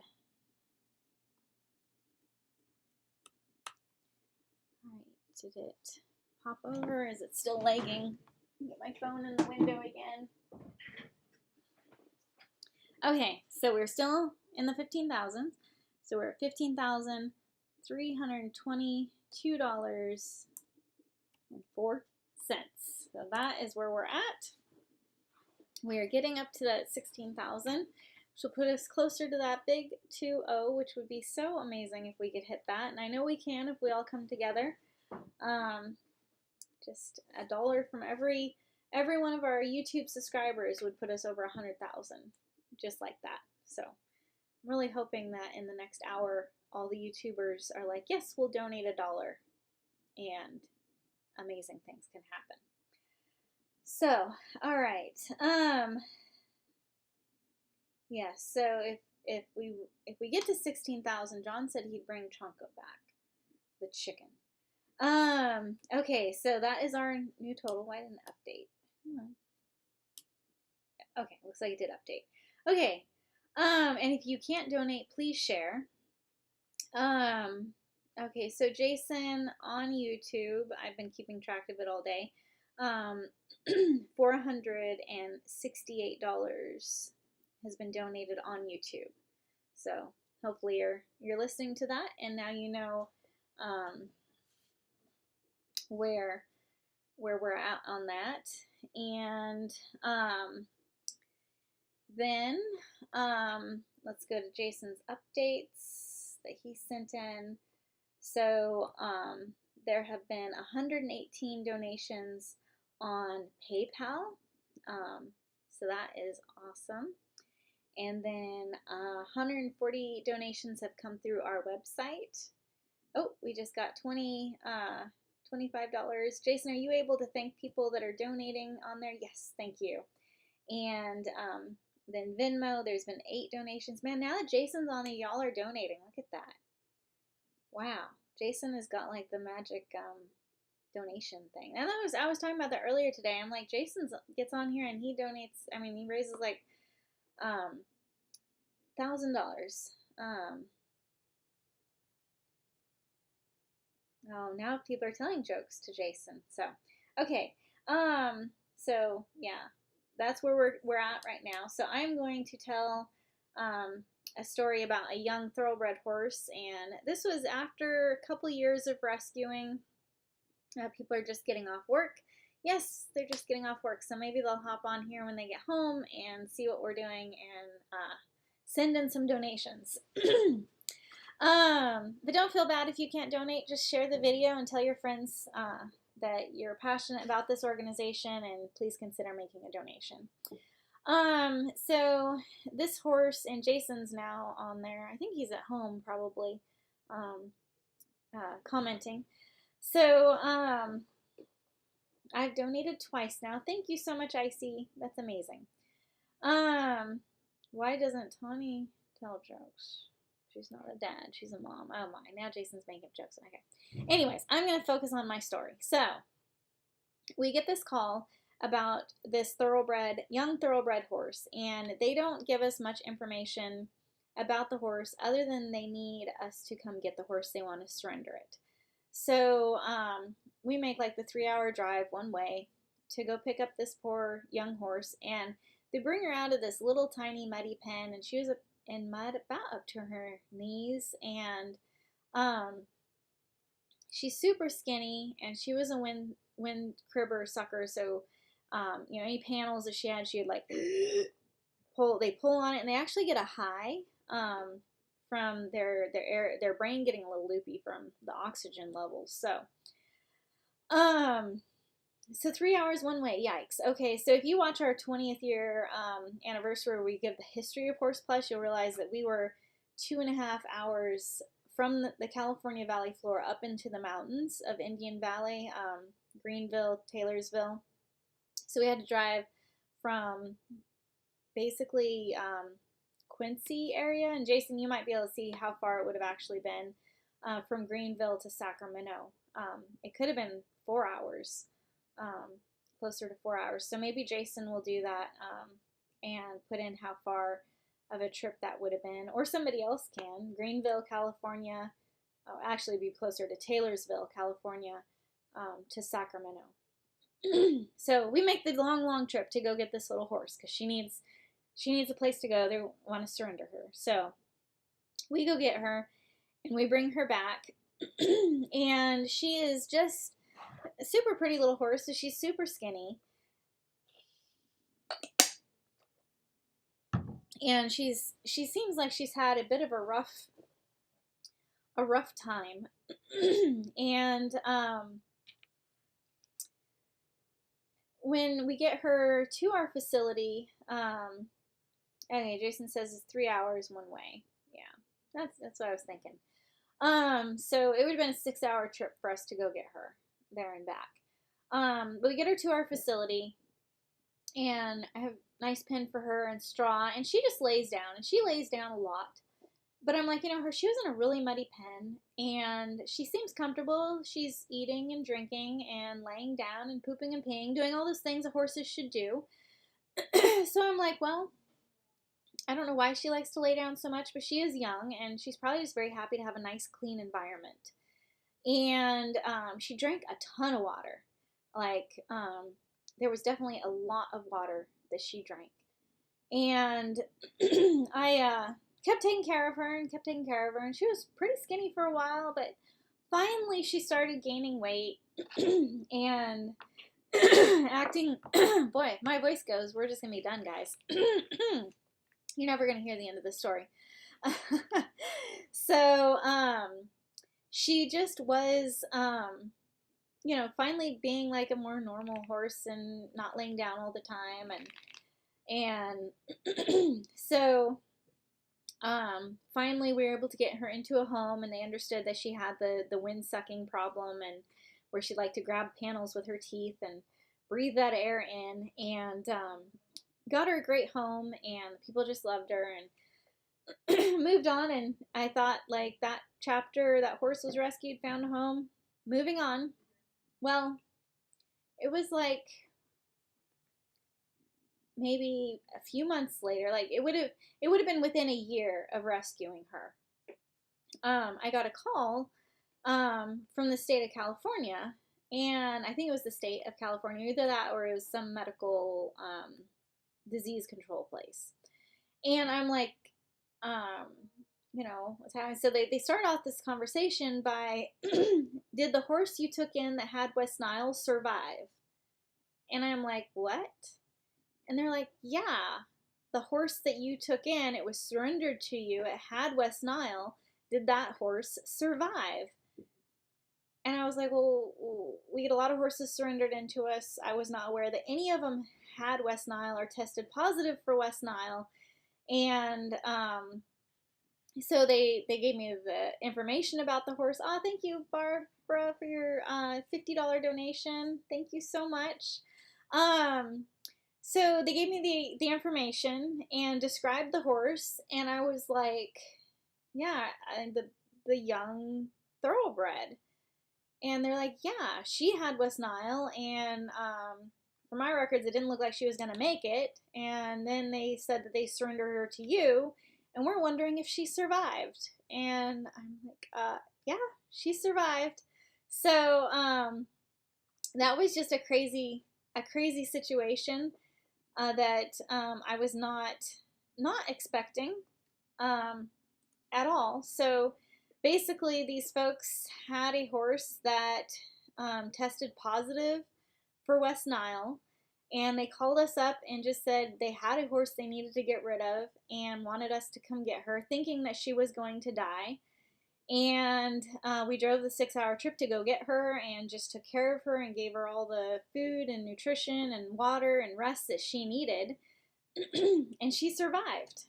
So that was just a crazy, crazy little situation. Thank you so much for the $5 donation. And let's see, I'm going to see if we can't do another update. And then send in some questions on YouTube comments if you can. It looks like Jason's got some type of fundraising up. Well, that's nice. See, I don't know how to put a donation up there. Maybe that's how he raises so much money, is he knows how to use YouTube. I don't know. $85 has been raised through his thing. So that's awesome. Well, thanks for getting that up there, Jason. And if you can think of any story that I should tell, just message me. I'm thinking about if we can hit 16,000 is doing our story, our love story, like how we met, how we fell in love. I think that would be really cool. Y'all might like hearing that. I don't know. I like it. I think it's sweet. It's something that nobody would truly expect. I don't think, like, our story's special. And it started a long time ago. Alright, so I am doing the updates to see where we are at financially. Just checking PayPal. And I've been adding up your YouTube donations as well, so we're rolling along with that. And see through our website, we've got more donations through there. Oh, we do. Nice. Let's see where that puts us.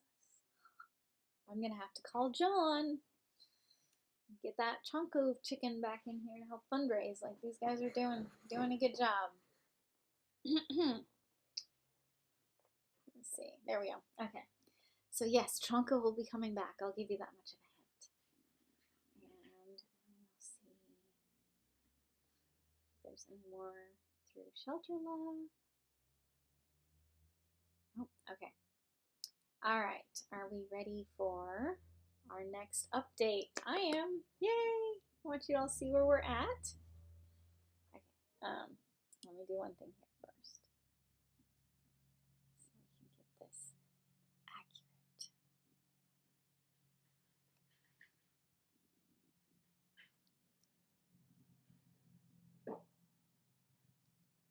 Hey, did you just see I moved that up there? So you can kind of see where we're at as far as the graph goes. Super exciting. Now I'm gonna move this up. I always love moving this up. Like, this means there is some major progress that's gone on. Let's see. Okay. All right. So I already got the little happy things going down. So we are at. Let me delete this, and hopefully you're able to see this. All right. So I got rid of the 5 and the 15. So now we are at $16,202.17. Yay! That is so awesome. So, Angela, do you want to have John bring Chonko back? Yes. He said if we got another $1,000, he would bring him back. Okay. So, time for him to do that.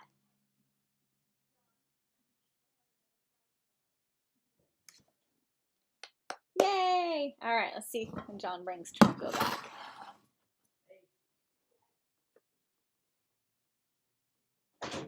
All right, John. You guys did it! Yay! Woohoo!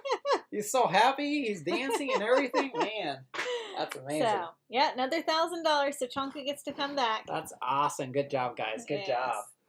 That's awesome. All right, awesome. So now I got my whole chicken fundraising committee back. Yeah. Yay!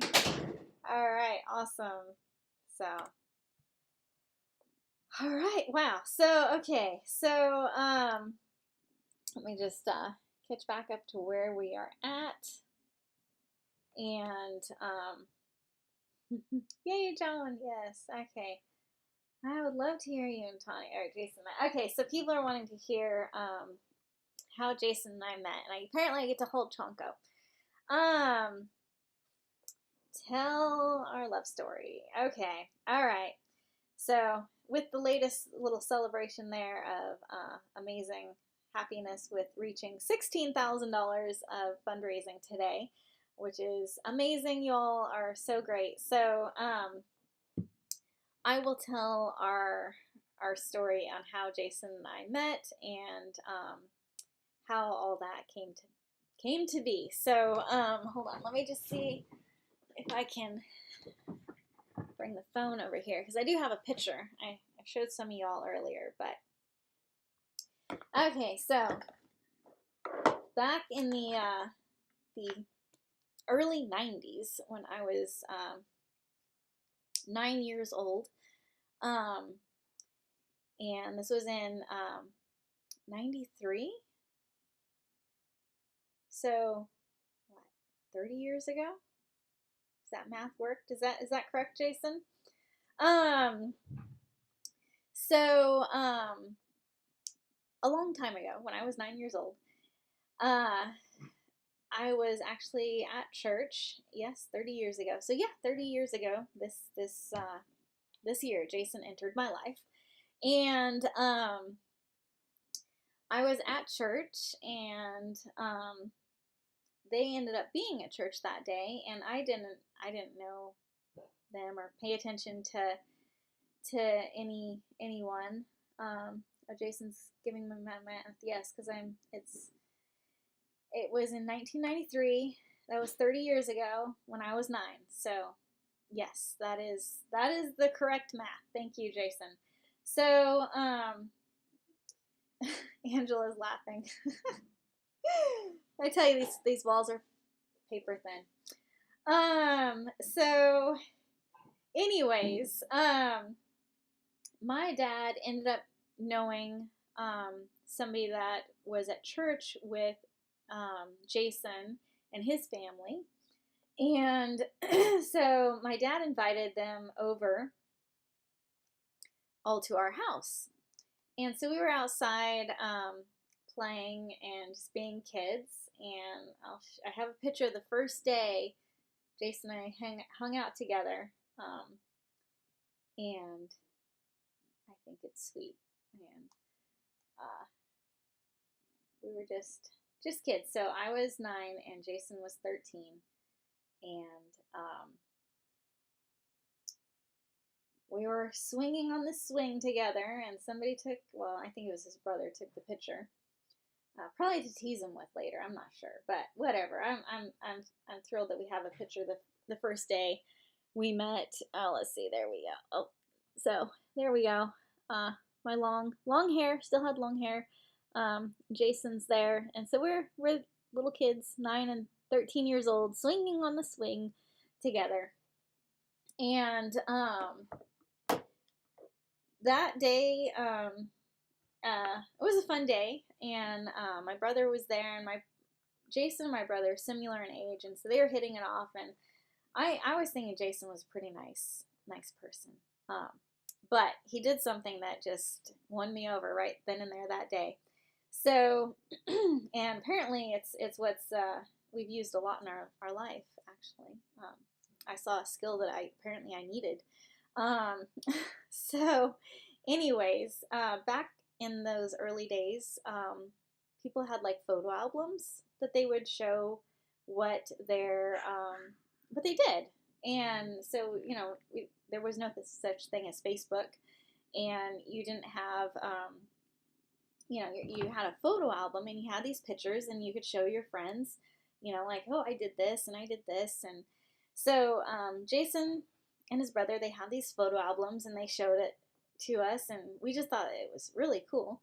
But I noticed in this photo album that there were a lot of pictures of flowers that Jason had taken as a 13-year-old guy. And he's out there taking pictures, and he'd take these pictures of flowers, and I thought they were quite beautiful. And so he was good with the camera all the way back then.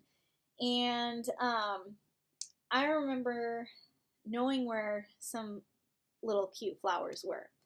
And I left the guys there looking at the book, and I went to make sure those flowers were there. And they were still there.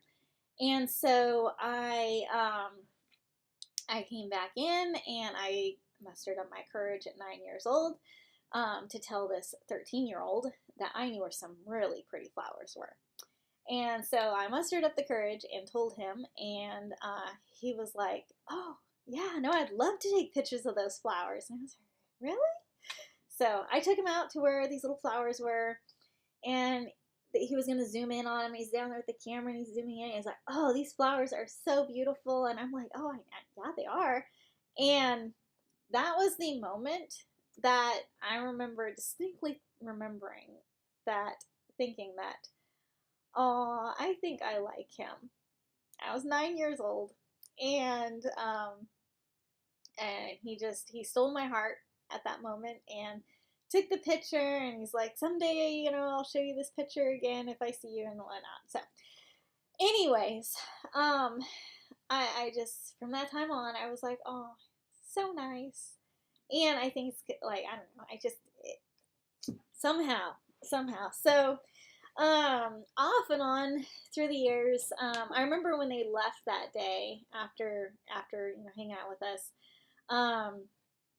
I was remember like watching him walk away, and I remember thinking, I'm like, I wonder if I'm ever going to see him again. But, so over the next 9 years, we'd probably see Jason and his family maybe once a year. They planted trees for the Forest Service, and so they were between California and Utah, kind of on a cycle with the season, I guess, seasons. And so I was always happy when we got to see him, but I do, let's see, somehow she still likes me, and I still take pictures of flowers. Yeah, I still really like Jason. So, over the course of time, and, we'd see him, once a year or whatnot, but, I remember when I was 13, so, been 16, 17, somewhere in there, he came up, and he was always more hanging out with my brother, and, I remember when I was 13, and I'm just like, oh man, I think this is more than this is love, oh, really, really like this guy, or love this guy, I wasn't sure, but I'm like, he's so handsome, and I'm like, he's just amazing, and, I've liked him for a long time already, I'm 13 now, but it's been a number of years, so, then, moving forward over, the teenage years, we'd still see him randomly, and,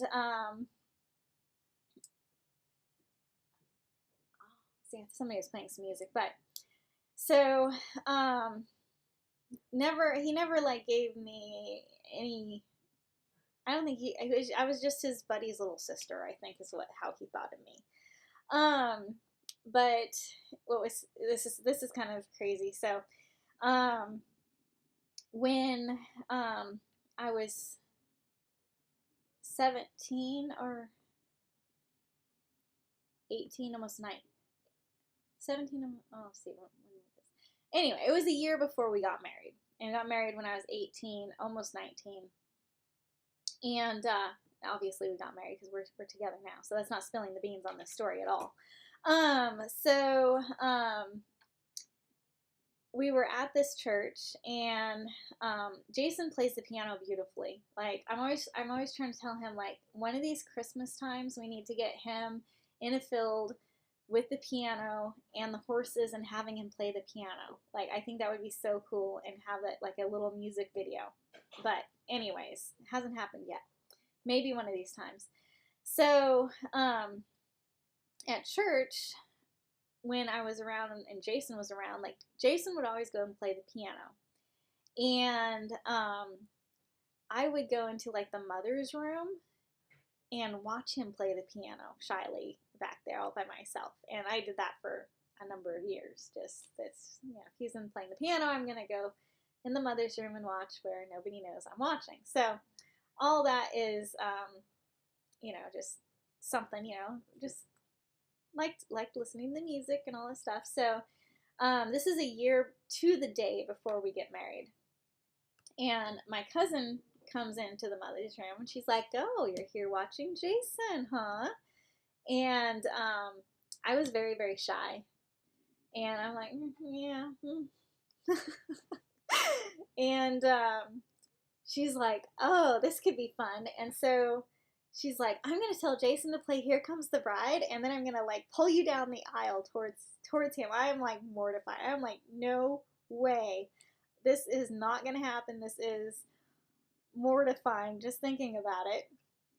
And so she's pulling me out of the mother's room, and then she gets my other cousin to help me, and they're both pulling me out of the mother room. I just think I'm just going to die. Like, this is going to be horribly embarrassing, because I'm just envisioning I go through those doors, and I'm like, no, I'm out of here. And he's going to be like, well, she's crazy, or she definitely, you know, whatever. Like, have my cousin yell, "Play Here Comes the Bride," and I'm like, no, and I'm just going to think, well, for sure she doesn't like me at all.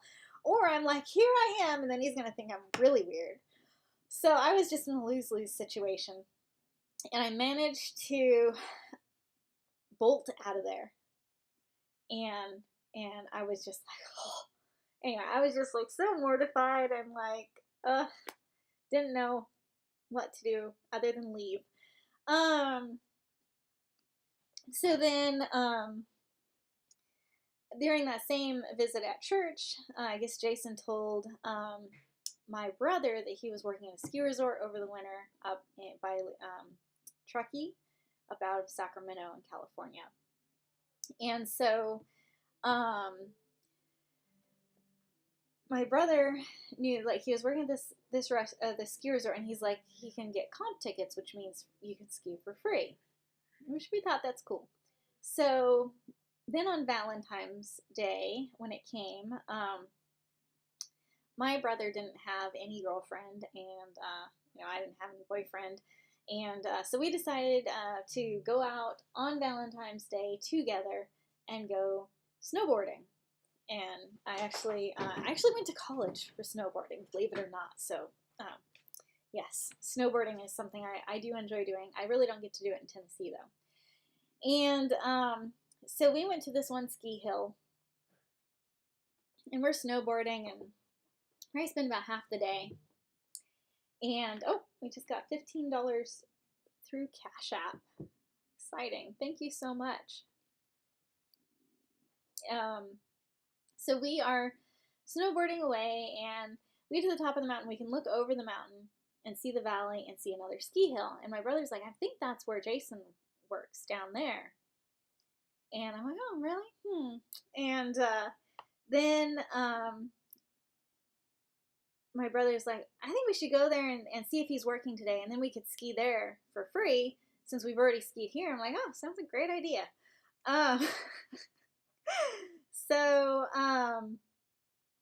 we hold on, I'm gonna add this donation in. Oh,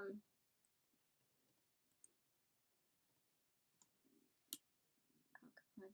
So we head over to the ski hill, and I'm waiting in the car, and my brother went in to see if he was working there today, and I'm sitting there, and I'm just like praying, like, "Oh, please help him be here.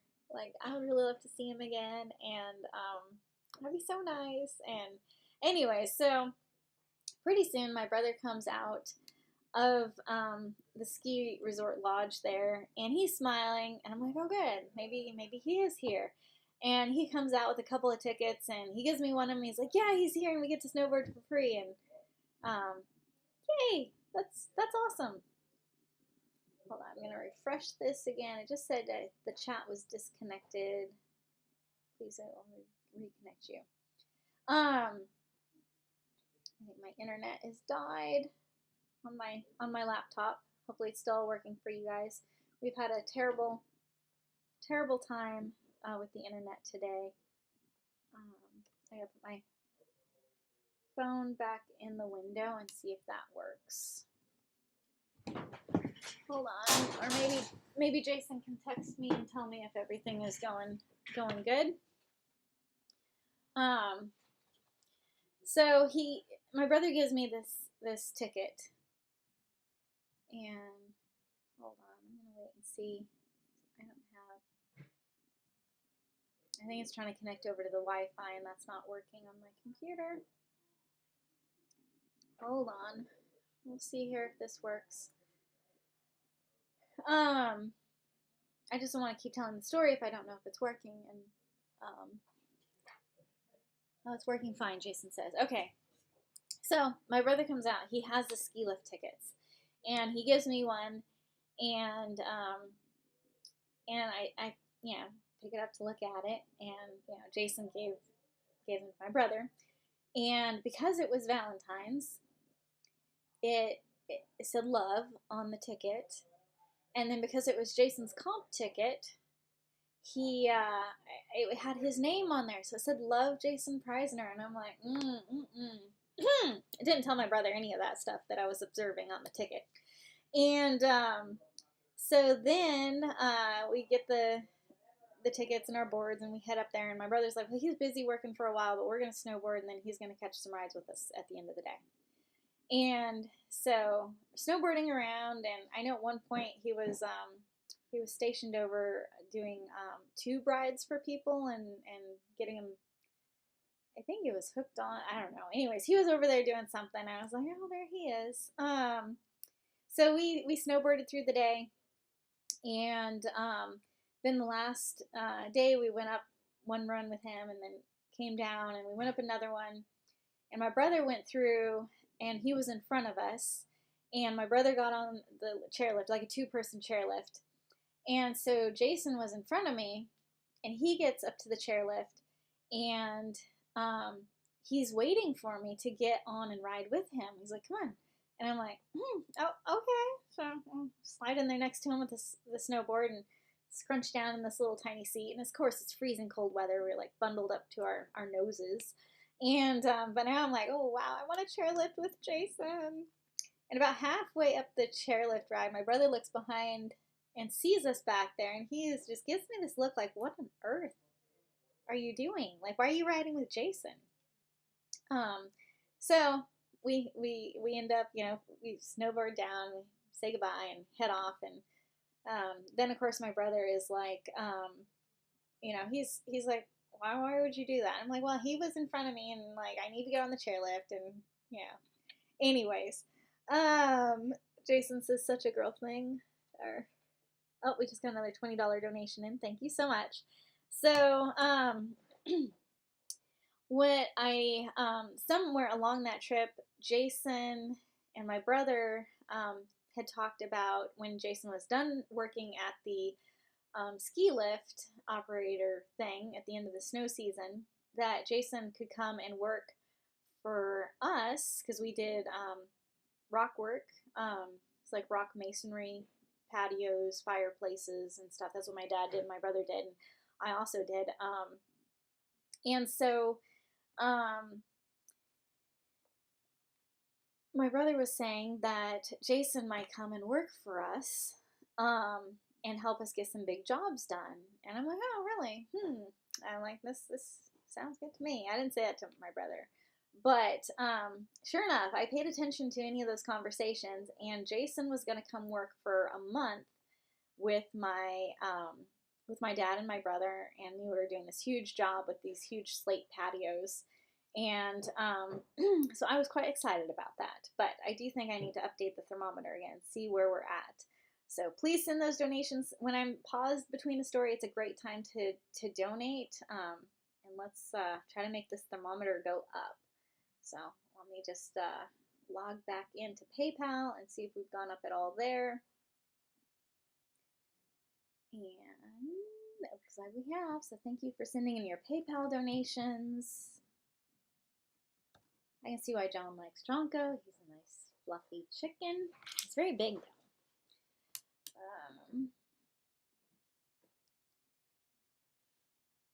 Looks like Jason is heading out, so he won't be responding, but I will try to thank everyone I can. I have a question. Okay, hold on here 1 second. I'm gonna hop off here and then I will come. You don't have to. Is it a good time to give an update? I mean, you can give an update. Yeah. Okay. Go ahead and come in. Angela's gonna give us an update. So let's see. Okay, there we are. I know some people were asking, why should we donate? Well, I just wanted to tell you, I did some numbers today. We have helped 2,052 animals this year so far, and It's amazing. It is not over yet. No. So, I'm trying to remember our exact totals for last year, but over 2,000 animals last year, definitely over 2,000 animals this year, and it's all because of your donations, and we couldn't do this without you. So, I just wanted to pop in real quick and just say, your donations are making such a huge difference in the lives of all these animals. So over 2,000 animals, guys. How amazing is that? Amazing. That is so Didn't amazing. mean to try to get Tawny to hop off. No. You're totally good. That's such exciting news. I thought everybody would like to know. Yeah, no, that's totals huge. Are you going to update it in the lobby? I'm going to update it in the lobby. Awesome. So that is. I got a little behind updating, and I was like, I need to get that number. Been a little busy. Yep. So I thought today would be a great day to figure out what we've done. So look how busy all of your money, all your donations. We've been busy, we've been busy. You guys have been super busy helping us. Yes, you have. We couldn't do it without you. Thank you, guys. Yes, no, thank you so much. Oh, the chickens are celebrating too. She did not expect that, neither did I. I forgot they were there.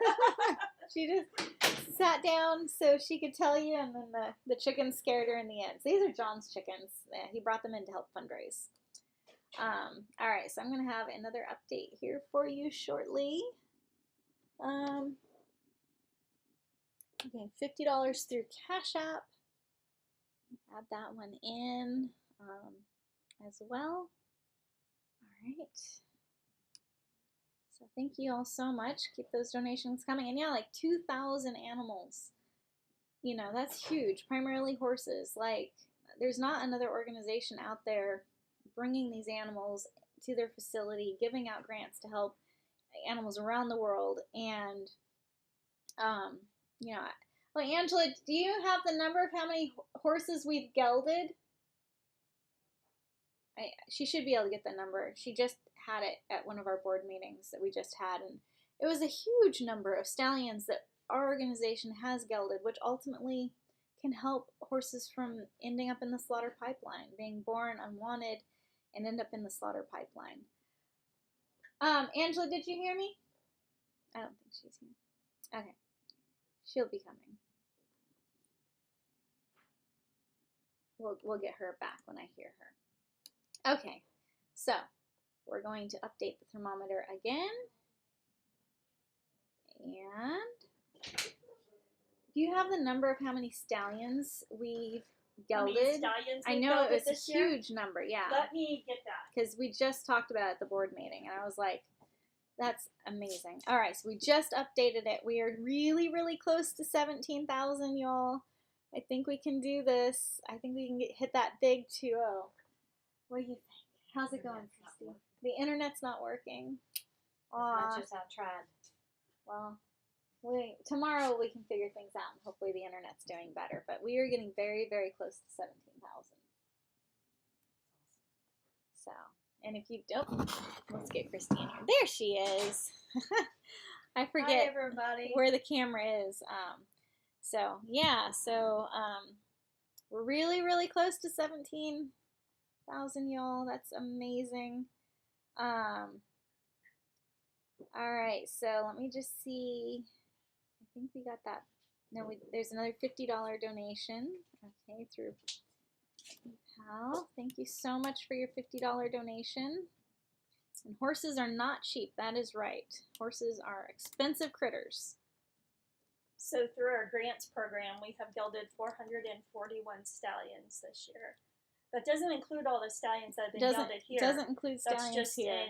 in the grants program. So what's the number again? 441. And 41 stallions through our grant program have been gelded, and that is such a huge number. And a horse as a stallion can easily fall through the cracks and end up in a bad situation, but a gelding has a much better chance of living a long, happy life with other horses and everything. So that's a huge number, and it's a number we can all be proud of because you all helped make that happen.